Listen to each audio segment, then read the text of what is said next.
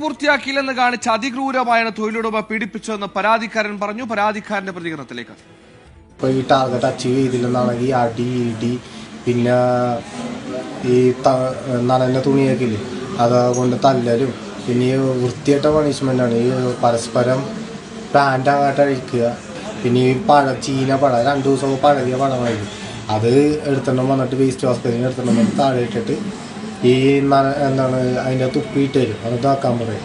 പിന്നെ ഒരു കോഴി നിലത്തിട്ടിട്ട് ഇവിടെ നിന്ന് അവിടം വരെ നക്കുക, അവിടെ നിന്ന് തിരിച്ചിങ്ങാട്ട് വെക്കുക.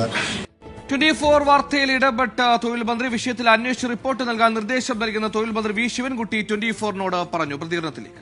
ഈ പറഞ്ഞ കാര്യത്തെ സംബന്ധിച്ചിടത്തോളം തീർച്ചയായിട്ടും അന്വേഷണം നടത്താം.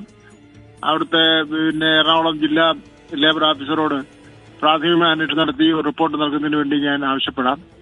എന്തായാലും ടാർഗറ്റ് പൂർത്തീകരിച്ചിട്ടില്ല എന്നുള്ളതിന്റെ പേരിൽ ഈ രൂപത്തിൽ ഉള്ള നടപടികൾ നമുക്ക് ഒരു കാരണവശാലും അംഗീകരിക്കാൻ കഴിയുന്ന കാര്യമില്ല.